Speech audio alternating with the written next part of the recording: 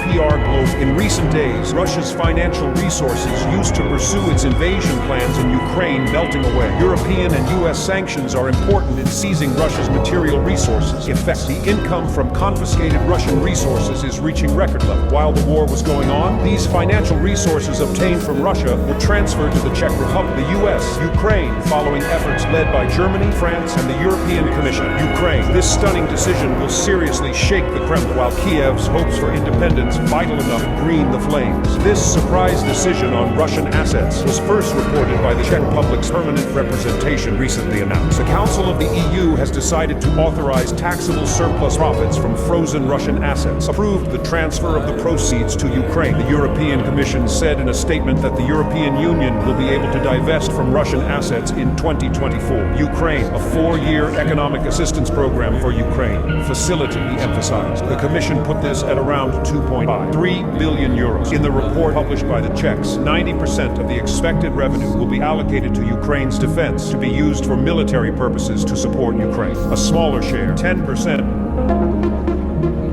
De Poolse premier waarschuwt voor Russische inmenging bij een brand in een winkelcentrum in Warschau.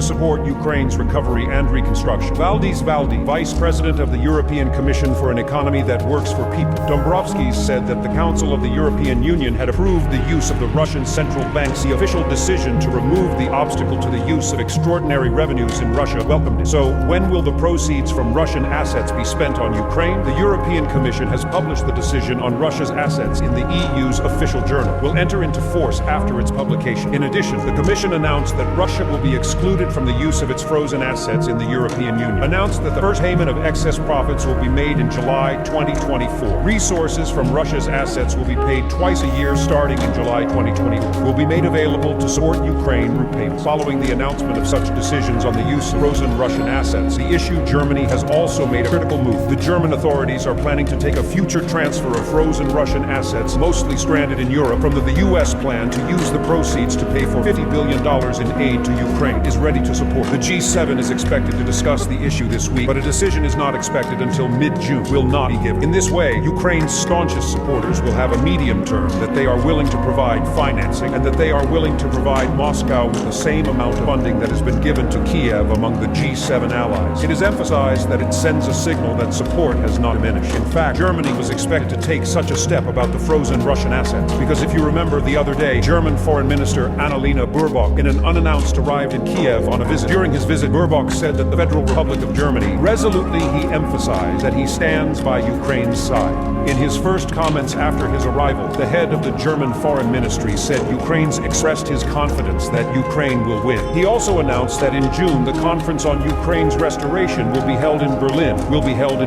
in June. Ukrainian President Volodymyr Zelensky said in his telegram that Baerbock's all-out war noted that this was his 7th visit to Ukraine and thanked him for his support. Thanked Ukraine for its support. Germany's support, as well as the right to use frozen Russian assets on behalf of Ukraine. One of the countries that came to the forefront on the issue was the United States, in an important move that opened a new chapter in international economic diplomacy, authorizing the seizure and transfer of Russian state assets to help Ukraine to the U.S. government. This unprecedented step is both in the U.S.'s national interest and in international law standards. It will financially compensate Russia for the devastation caused by its invasion of Ukraine, to hold Ukrainians accountable. The cornerstone of this legislative effort is the Restoring Economic Prosperity and Opportunity for Ukrainians Reconstruction (REPO) Act. This law authorizes the President of the United States to authorize approximately authorizes the seizure of billions of dollars of Russian sovereign assets. These funds are intended to finance Ukraine's reconstruction and to help fund the will be directed to a special Ukraine support fund aimed at compensating for damage. Under the REPO Act, the U.S. Treasury Department has 90 days to identify Russian assets and report on them. Then the President can authorize their seizure and transfer. This approach is not only intended to support Ukraine, but also to support the military and emphasizing the role of economic measures alongside diplomatic strategies. It sets a precedent for geopolitical conflicts. The U.S. is not acting alone. It is working with its G7 partners and Europe to ensure a coordinated approach. It is working closely with the Union. The United States has frozen a relatively small portion of Russian assets, totaling $300 billion.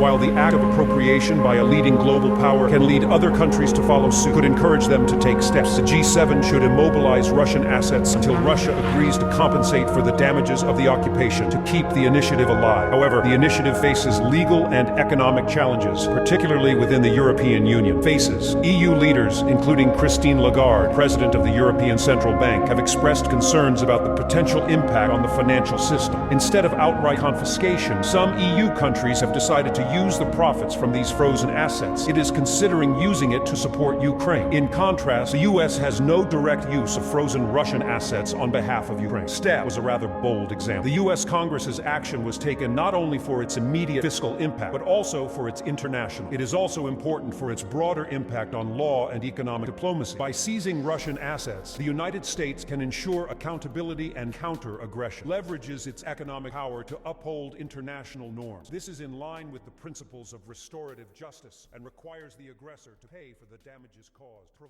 Experts have made it clear that this strategy will have financial